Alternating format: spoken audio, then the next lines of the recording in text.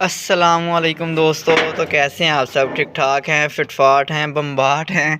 अल्लाह ताला के फजल करम से खैरियत से होंगे। तो दोस्तों आज जो है मैं आपके साथ एक बहुत ही इम्पोर्टेंट इन्फॉर्मेशन शेयर करने वाला हूं। दोस्तों बाज़ का हम क्या करते हैं कि जब भी मार्केट से कोई परिंदा लेके आते हैं, हमारे पास ऑलरेडी भी कुछ परिंदे मौजूद होते हैं। हम क्या करते हैं कि हम अपनी गुंजाइश के मुताबिक पहले 4-5 बर्ड्स रखे हुए हैं, हमने 8-10 मुर्गियाँ रखी हैं या कोई भी बर्ड रखा है। तो फिर हम जब दोबारा अगले मंथ या जैसे ही हमारे पास दोबारा गुंजाइश बनती है, हम दोबारा से न्यू बर्ड्स लेके आते हैं और उनको जो है हम अपने सेटअप पर लाकर छोड़ देते हैं। तो ये बिल्कुल गलत होता है। इसकी क्या वजह होती है दोस्तों कि बाज़ का ऐसा होता है कि आपके सेटअप पर कुछ ऐसी मुर्गियाँ होती हैं जो बीमार होती हैं, या आप जो नई मुर्गियाँ ख़रीद कर लाते हैं या नए परिंदे ख़रीद के लाते हैं वो बीमार होते हैं। तो फिर वो बीमारी सब परिंदों को फैल जाती है। जब आप उनको अपने परिंदों में लाके अपने वाले परिंदों में लाके शामिल करते हैं तो वो बीमारी उनको भी लग जाती है और इससे वो वाले परिंदे भी बीमार हो जाते हैं। तो आपने क्या करना है कि आपने ये गलती कभी नहीं करनी कि जब भी आप कोई नया परिंदा लेके आएँ, आपने उनको डायरेक्ट लाके अपने वाले परिंदों में शामिल नहीं करना। ये नहीं है कि वही वाला परिंदा बीमार हो जो आप ख़रीद के लाए हैं। ये भी हो सकता है कि जो आपके सेटअप पर परिंदे हैं उनको कोई बीमारी हो, तो जिससे दोनों को बीमारी लग जाएगी और आपका बहुत ज़्यादा नुकसान हो सकता है। यहाँ तक कि जब पोल्ट्री में अक्सर बीमारियाँ आती हैं तो बहुत ज़्यादा जो है ना अमवात हो जाती हैं परिंदों की।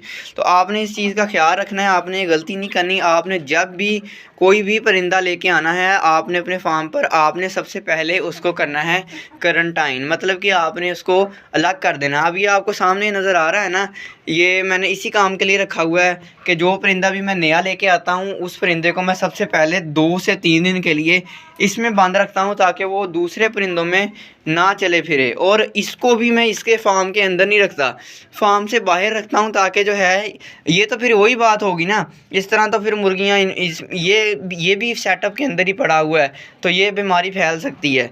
तो आपने ये करना है कि आपने जो है ना उसको 2 से 3 दिन उसको अलग रखना है उस परिंदे को। और मैंने एक और तरीक़ाकार भी जो मेरा अपना ज़ाती है तजर्बा है कि मैं ये जो हमारी वीडियोस होती हैं ये जस्ट इन्फॉर्मेशनल होती हैं। आपने जो है बेहतर गाइडलाइन के लिए, अच्छी गाइडलाइन लेने के लिए आप डॉक्टर से रब्ता किया करें लाजमी। तो मेरा जो ज़ाती तजर्बा है, मैं क्या करता हूँ जब भी कोई नया परिंदा फार्म पर लेके आता हूँ, मैं जो है ना एक स्प्रे बना के रखी हुई है मैंने। पानी के अंदर डिटोल डाला हुआ है मैंने थोड़ा सा, ठीक है। स्प्रे बनाई हुई है, शावर वाला वो है, शावर वाली बोतल है। तो मैं क्या करता हूँ सबसे पहले उसके पैरों के ऊपर, उसकी नलियों के ऊपर, उसके पंजों के ऊपर स्प्रे करता हूँ डिटोल वाले पानी की। इससे क्या होता है कि जितने भी जरासीम होते हैं उसके पाँवों से वो ख़त्म हो जाते हैं। फिर उसके बाद थोड़ी थोड़ी उसके पैरों के ऊपर भी स्प्रे करता हूँ, जिससे जितने भी जरासीम उसके ऊपर मौजूद होते हैं वो सारे जो है ना ख़त्म हो जाते हैं, मर जाते हैं। फिर 2 दिन के बाद मैं उस परिंदे को उठाकर अपने वाले परिंदों के अंदर शामिल कर देता हूँ। ये मुर्गी मैंने बाद में शामिल की थी अपने सेटअप पर क्योंकि मुझे ये अच्छी लगी, मैंने ख़रीद ली। फिर 2 दिन इसको मैंने अलग रखा, अलग रखने के बाद फिर इसको मैंने इनमें जो है शामिल किया अपने वाले परिंदों में। आप ये सामने ऊपर वाली मुर्गी, मिस्री मुर्गी, ये पीछे वाली मुर्गी, ये भी मैंने बाद में ली थी। ये भी मैंने ऐसे ही 2 दिन इनको अलग रखने के बाद फिर ही मैंने इनको अपने सेटअप पर अपने बाकी परिंदों के साथ शामिल किया था। तो आपने भी जो है ये काम लाजमी करना है कि आपने ये गलती नहीं करनी कि जब भी नया परिंदा मार्केट से आए आपने सबसे पहले उसको ज़रा ऑब्ज़र्व करना है कि उसको कोई मसला, उसको कोई बीमारी या उसको कोई और इशू तो नहीं है। फिर आपने जो है अपने परिंदों के अंदर उस परिंदे को शामिल करना है, ठीक है दोस्तों। उसके अलावा आप जो है वक्तन फ़वक्तन इनकी वैक्सीन का काम डॉक्टर से रब्ता किया, अक्सर हफ़्ते बाद 10 दिनों बाद डॉक्टर को बुलाएं अपने सेटअप पर, उसको दिखाएं और वैक्सीन वगैरह उससे पूछें। कोई जो भी उनको ज़रूरत होगी डॉक्टर साहब उनकी वैक्सीन वगैरह करते रहेंगे।